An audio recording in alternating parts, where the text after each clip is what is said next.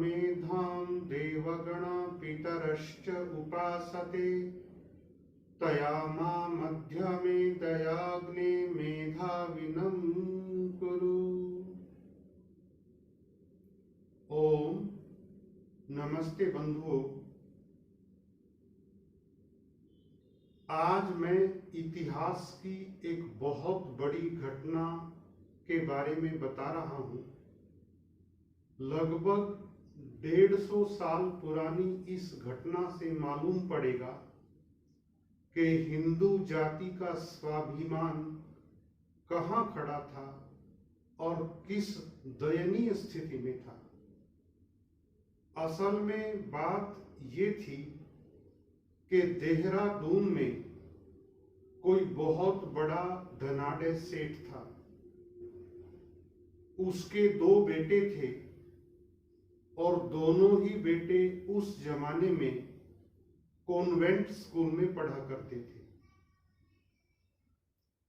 क्योंकि उनको पढ़ाने वाले अंग्रेज अध्यापक थे, ईसाई लोग थे, इसलिए उन बच्चों के मस्तिष्क पर ईसाईयत का प्रभाव था।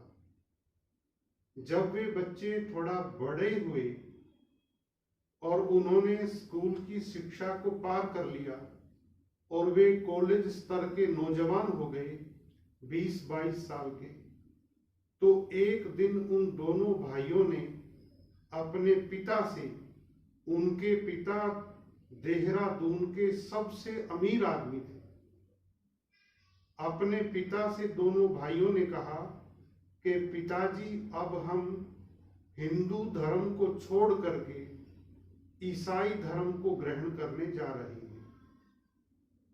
अब इनके पिता क्योंकि बड़ी धार्मिक प्रवृत्ति के व्यक्ति थे, बड़ा मान सम्मान उनका था समाज में,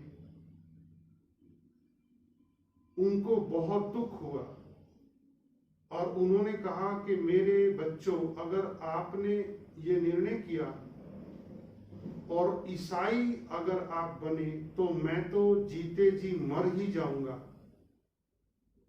ऐसा पाप मेरे साथ मत करना।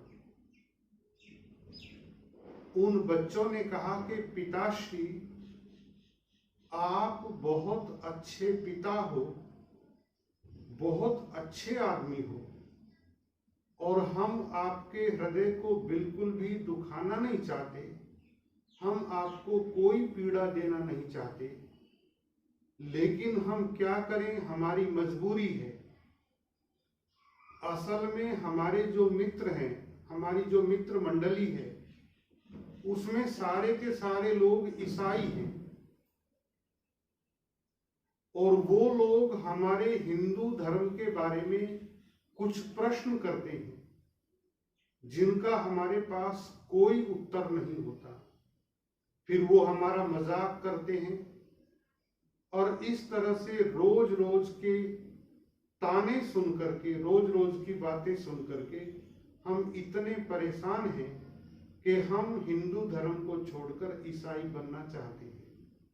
पिताश्री, ऐसा भी नहीं है कि हमने इन प्रश्नों के उत्तर कहीं ढूंढे ना हो, अपितु हम तो हिंदू धर्म के बहुत से विद्वानों के पास, बहुत से धर्माचार्यों के पास गए इन प्रश्नों को लेकर के, लेकिन किसी ने भी हमारी जिज्ञासा को शांत नहीं किया और हमारे प्रश्नों का उत्तर नहीं दिया।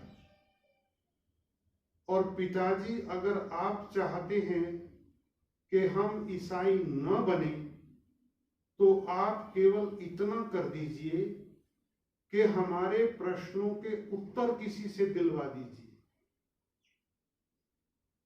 इतिहास की पुस्तक में लिखा है, ये सत्य घटना है, आज भी इसके प्रमाण है कि देहरादून के उन सेठ जी ने अपने दोनों बच्चों के उन प्रश्नों के बारे में एक बहुत बड़ा विज्ञापन तत्कालीन समय में देहरादून के स्थानीय अखबार में निकलवाया था। बड़ा वो विज्ञापन था और उसमें कहा गया था कि जो भी मेरे बच्चों के प्रश्नों के उत्तर देकर के उनको शांत कर देगा, उसे मैं इतनी धनराशि इनाम में दूंगा। वो बहुत बड़ी धनराशि की उन्होंने घोषणा की, जिसमें स्वर्ण मुद्राएं थी, जिसमें जमीन भी थी और बहुत कुछ चीजें थी।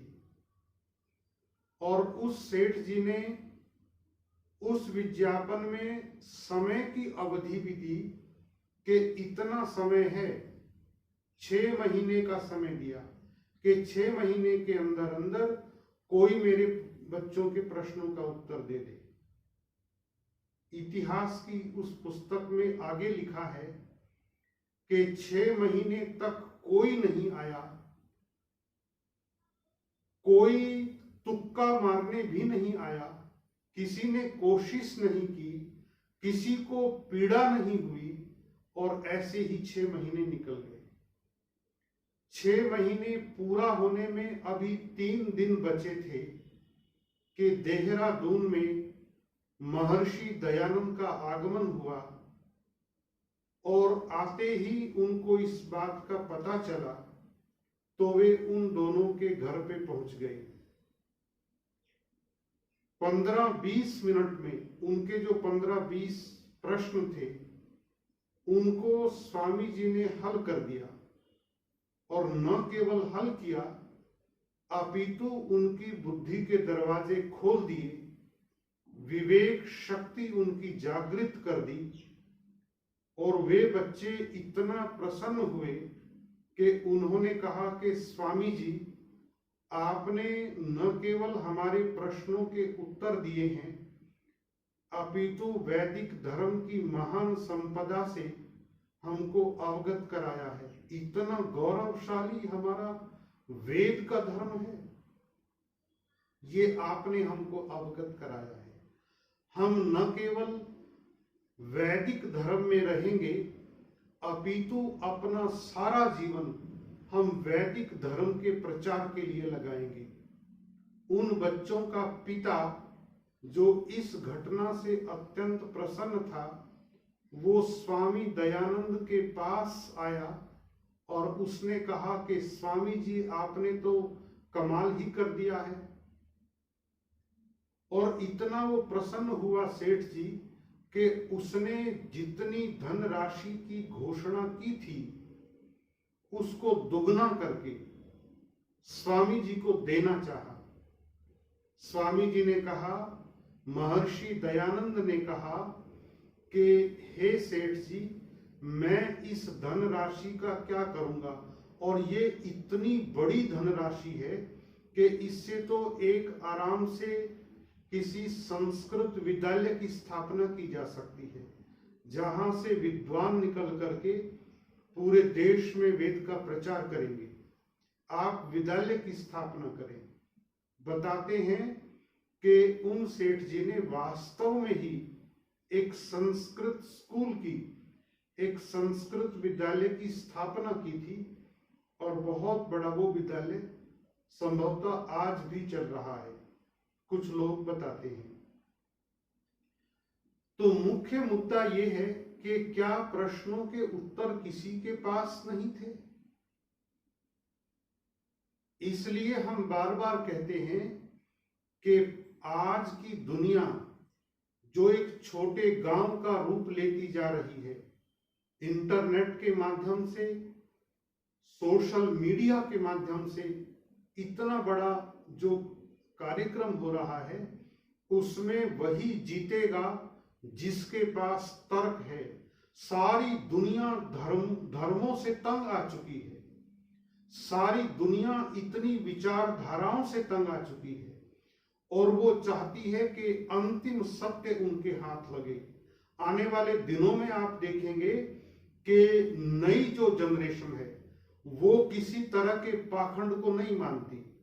हालांकि उसमें ये चलन है कि सारी चीजें पाखंड है धर्म के नाम पे, इसलिए दुनिया में नास्तिकों की संख्या बढ़ती जा रही है।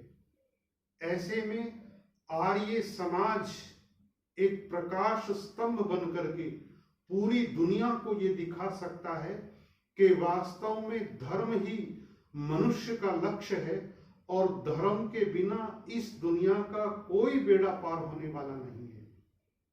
और जब ये घोषणा आर्य समाज करेगा, ये भारतवर्ष जब ये घोषणा करेगा, तो उसके लिए उसके पास मजबूत तर्कों की जरूरत पड़ेगी, और वो तर्क केवल मात्र आर्य समाज के पास है। आर्य समाज पूरे संसार को आईना दिखा सकता है कि किस तरह से वेद का धर्म न केवल प्राचीनतम है बल्कि सत्य सिद्धांतों पर आधारित है, और ये पृथ्वी आराम से जिए, ये पृथ्वी सुखपूर्वक जिए, इसके लिए वेद के मत को आगे आना होगा, और वेद का मत ही इस पूरे संसार का संविधान है, इस पूरे संसार को ठीक से चलाने के लिए पर्याप्त है। धन्यवाद।